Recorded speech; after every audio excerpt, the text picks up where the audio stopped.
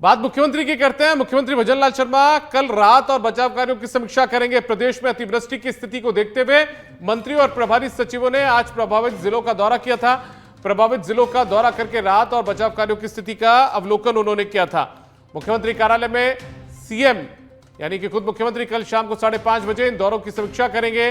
राहत और बचाव कार्यों की प्रगति की समीक्षा उनकी तरफ से की जाएगी। गिरदावरी की स्थिति क्या है, फसल नुकसान कितना हुआ है, मुआवजे की प्रक्रिया आखिर कैसे चल रही है, इन तमाम चीजों का खुद वो समीक्षा करेंगे, अवलोकन करेंगे। पशुहानि का आकलन किया जाएगा। चारे और पशु चिकित्सा व्यवस्थाएं क्या है, उनकी सेवाओं की उपलब्धता क्या है, उसके बारे में भी जानकारी जुटाएंगे। इन सब के अलावा पंचगौरव की तैयारियां, गांव चलो अभियान की तैयारियां, शहर चलो अभियान की तैयारियों का भी जायजा उनकी तरफ से लिया जाएगा। मुख्यमंत्री की समीक्षा बैठक में इन सभी मुद्दों पर विस्तार से चर्चा होगी। समीक्षा बैठक में जरूरी दिशा निर्देश भी मुख्यमंत्री की तरफ से दिए जाएंगे।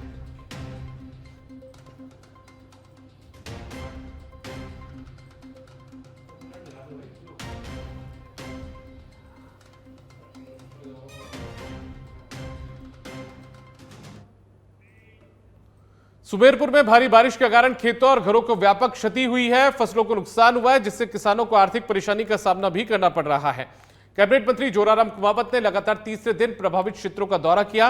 वो स्वयं गहरे पानी में उतरकर फसलों का जायजा लेने पहुंचे और किसानों के साथ चौपाल पर बैठकर उन्होंने चर्चा की। उन्होंने हर प्रभावित किसान को उचित मुआवजा दिलाने का भरोसा दिया।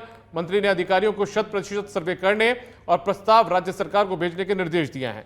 पहले से बनी रिपोर्ट वाले क्षेत्रों में भी पुनः सर्वे होगा। जिला कलेक्टर से फोन पर बात कर हर संभव सहायता का आश्वासन उन्होंने दिया है।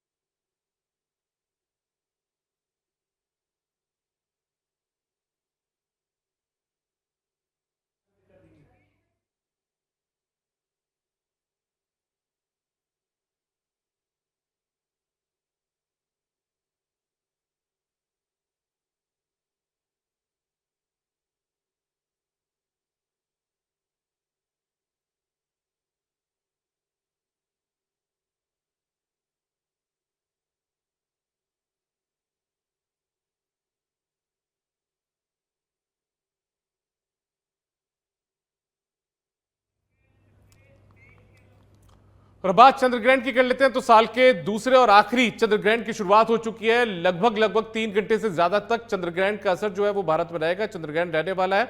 9:56 से इस चंद्रग्रहण की शुरुआत हो चुकी है और रात 1:26 तक इस चंद्रग्रहण का जो असर है वो रहेगा।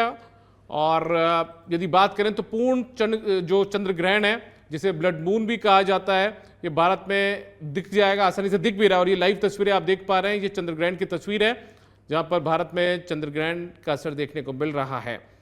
और 82 मिनट तक पूर्ण चंद्रग्रहण जो है वो रहने वाला है। 3 घंटे 28 मिनट तक ये चंद्रग्रहण रहेगा भारत के अंदर।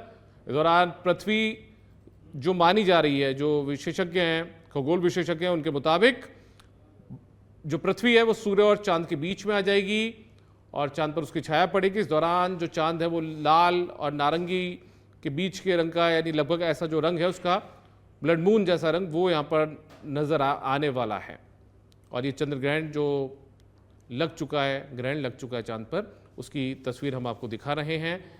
9:56 के आसपास के अलग अलग पंचांगों के मुताबिक और अलग अलग जो विशेषज्ञ उनके मुताबिक ये कुछ लोग इसे 9:56 का वक्त बता रहे हैं, कोई 9:57 का बता रहे हैं, लेकिन इस चंद्रग्रहण की शुरुआत हो चुकी है। और बड़ी बात यह देखिए, ग्रहण काल के दौरान मंदिरों के पट जो होते हैं, दरवाजे जो होते हैं, वो बंद रहते हैं, पर्दे लगे हुए मंदिरों में रहते हैं। लेकिन जयपुर के जो आराध्य गोविंद देव जी हैं, उनके मंदिर के पट फिलहाल खुले हैं और उनके भी दर्शन हम आपको कराएंगे कि आखिर गोविंद देव जी के, जयपुर के आराध्य देव के दर्शन कैसे लोग कर रहे हैं, क्योंकि इस दौरान एक बड़ा धार्मिक महत्व भी इस चंद्र ग्रहण का माना जाता है। जो ये लाइव तस्वीरें, सबसे पहले आप दर्शन कर लीजिए, जयपुर के आराध्य गोविंद देव जी हैं, उनके दर्शन कर लीजिए। एक तरफ चंद्र ग्रहण, आखिर क्या है, चंद्र ग्रहण का कैसा असर है, चांद कैसा नजर आ रहा है जब चांद पर खुद पर ग्रहण लग चुका है, उसकी तस्वीर भी हम आपको दिखा रहे हैं। दूसरी तरफ हम आपको तस्वीर दिखा रहे हैं जयपुर के आराध्य देव गोविंद देव जी की।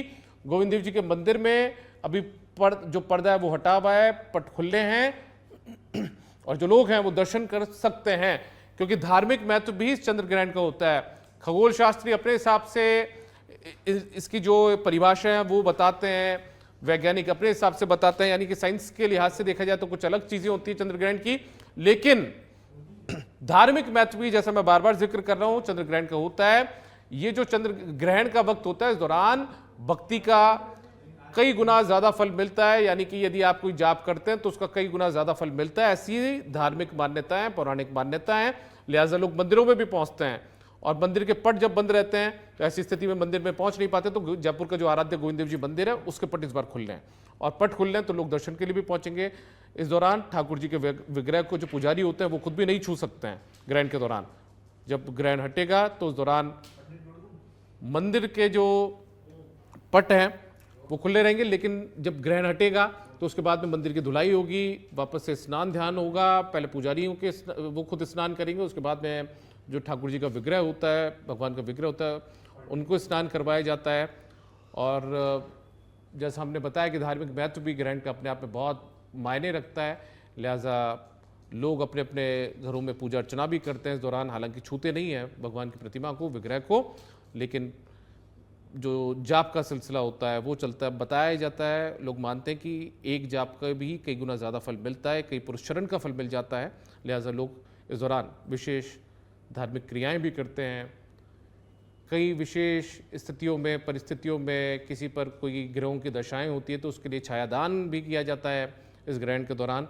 तो अपनी अलग धार्मिक मान्यताएं भी है सनातन के लिहाज से, तो उसका भी असर देखने को मिलता है इस ग्रहण के दौरान।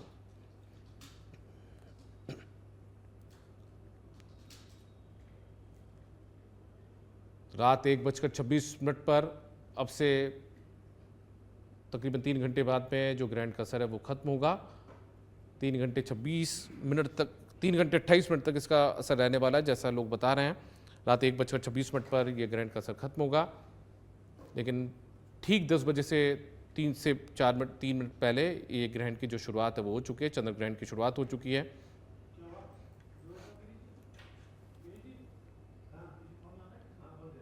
8 सितंबर तारीख बदल जाएगी, और तारीख बदलने के बाद में 8 सितंबर की रात्रि 1:26 पर इस चंद्र ग्रहण का जो सिलसिला वो खत्म होगा, यानी कि ग्रहण खत्म होगा।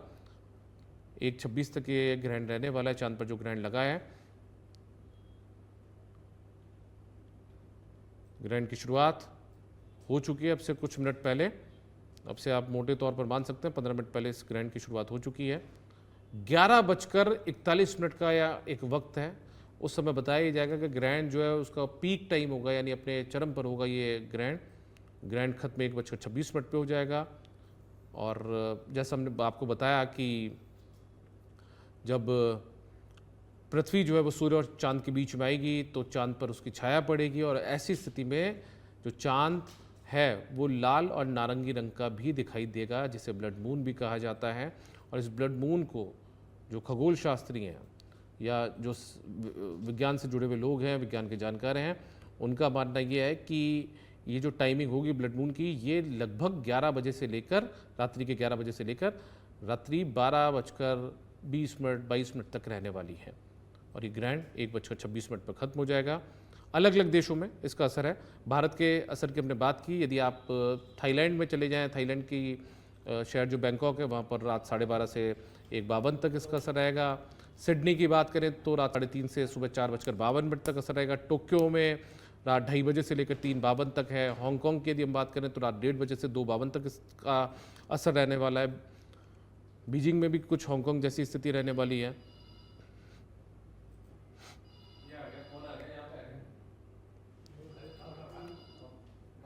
तो चंद्र ग्रहण की शुरुआत जो है वो हो चुकी है। साल का दूसरा चंद्र ग्रहण लग चुका है। साल का दूसरा आखिरी चंद्र ग्रहण ये है, और 3 घंटे 28 मिनट तक, जैसा जानकर बता रहे हैं, इसका असर रहने वाला है। और जो देखिए एक अपडेट और मेरे पास जो आई है वो ये है कि साल का आखिरी चंद्रग्रहण शुरू तो हो गया है, लेकिन सबसे पहले यदि हम भारत में बात करें तो तमिलनाडु में इस चंद्रग्रहण को, इसका असर जो है वो देखने को मिला है। असर मतलब चांद पर इसकी परछाई आई है। और ये देखिए लाइव तस्वीर हम आपको दिखा रहे हैं। आप पहली जो विंडो में तस्वीर देख पा रहे हैं ये लाइव तस्वीर है, जब जो ग्रहण का असर है वो यहाँ पर देखने को मिल रहा है। चांद पर ग्रहण लगा हुआ है, हल्का हल्की काली परछाई भी उस पर दिख रही है।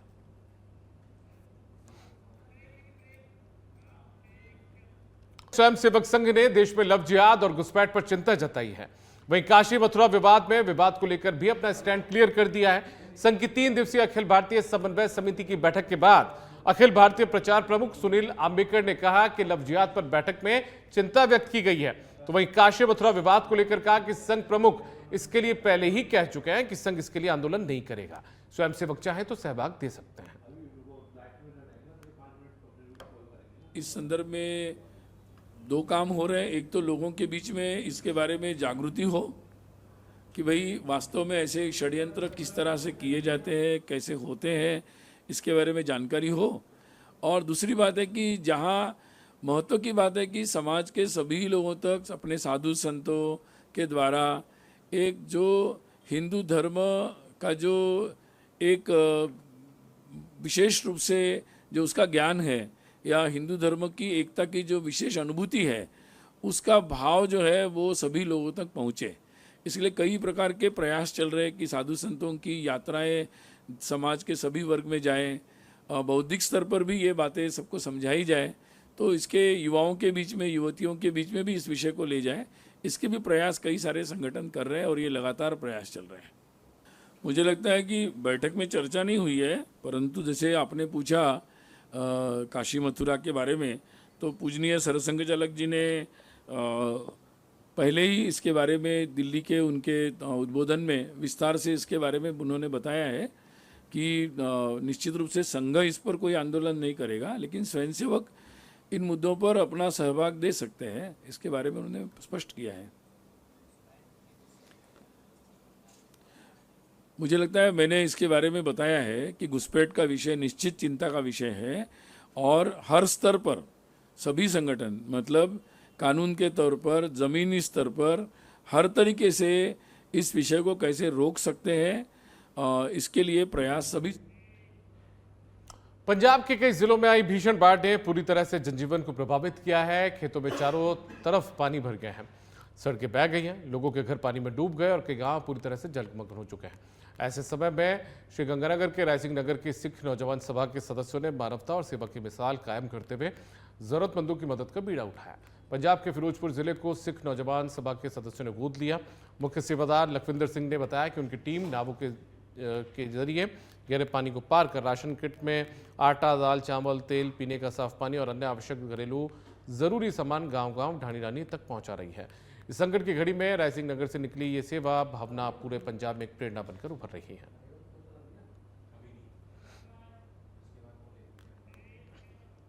खबर जयपुर से है। यहां पर उप मुख्यमंत्री डॉक्टर प्रेमचंद बैरवा की संवेदनशीलता देखने को मिली है। उप मुख्यमंत्री डॉक्टर प्रेमचंद बैरवा आज प्रवास से लौटते समय बगरू टोल के पास पहुंचे थे। उन्होंने सड़क दुर्घटना का एक हृदय विदारक दृश्य देखा, जहां एक ट्रक की चपेट में आने से बाइक सवार दंपत्ति दुर्घटनाग्रस्त हो गए थे। पुरुष की मौके पर ही मौत हो गई, जबकि महिला गंभीर रूप से घायल हो गई। घटनास्थल पर पहुंचते ही डॉक्टर बैरवा ने तत्काल एम्बुलेंस को सूचना दी और जैसे ही एम्बुलेंस पहुंची तो घायल महिला को उपचार के लिए नजदीकी अस्पताल भिजवाया। उन्होंने डॉक्टर्स और वहां मौजूद अधिकारियों को निर्देश दिए कि घायल महिला का हर संभव और उचित उपचार सुनिश्चित किया जाए। इसके साथ ही पुलिस प्रशासन को दुर्घटना के लिए जिम्मेदार ट्रक चालक के खिलाफ सख्त कार्रवाई करने के निर्देश भी दिए।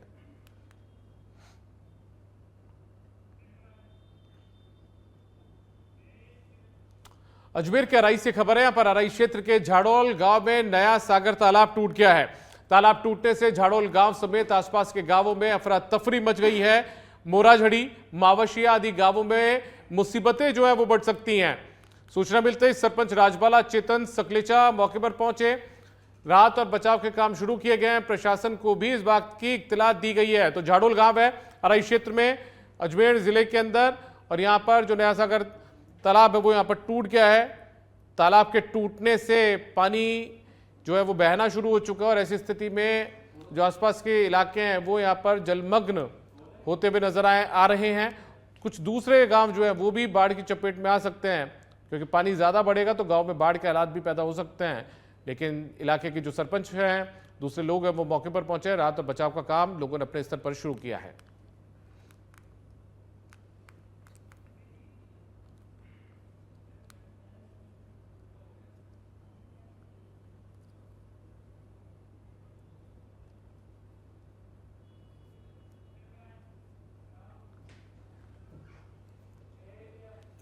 राजस्थान विधानसभा के अध्यक्ष वासुदेव देवनानी ने बड़ा ऐलान किया है। बोराज तालाब की पाल टूटने के कारण जलभराव से पीड़ित परिवारों के लिए बड़ा ऐलान उन्होंने किया। पीड़ित परिवारों को वो अपने 1 माह का वेतन और 25 लाख रुपए देंगे। सरकारी मुआवजे के अतिरिक्त ये राशि होगी। जिला प्रशासन से सर्वे रिपोर्ट के आधार पर यह राशि देने का फैसला लिया गया है। प्रशासन को राहत और बचाव के काम जारी रखने के निर्देश दिए गए हैं। बोराज तालाब की पाल टूटने के कारण जलभराव की स्थिति अजमेर में बनी है। तालाब की पाल टूटने के कुछ घंटे बाद ही क्षेत्र का विधानसभा अध्यक्ष ने दौरा किया है। जिस तरीके से यहां पर पाल टूटने से जो इलाके हैं उनमें पानी भरा है, लिहाजा वासुदेव देवनानी जो कि अजमेर से विधायक भी हैं और विधानसभा के स्पीकर हैं, उन्होंने ये बड़ा ऐलान किया है। बांसवाड़ा से खबर है, यहां पर सुरपुर गांव में गणेश विसर्जन के दौरान 2 पक्षों में विवाद हो गया। विवाद ने देर रात उग्र रूप ले लिया है। पुलिस अधीक्षक के निर्देश पर पुलिस जाब्ता मौके पर पहुंचा। पुलिस ने शांति बनाए रखने के लिए दोनों पक्षों को समझाने की कोशिश की। स्थिति बेकाबू होने पर 16 लोगों को गिरफ्तार किया गया है। कार्यपालक मजिस्ट्रेट के समक्ष उन्हें पेश किया गया। पुलिस की त्वरित कार्रवाई से यहां पर बड़ी कार्रवाई यहां पर की गई है और जो वारदात है वो होते हुए यहां पर टली है।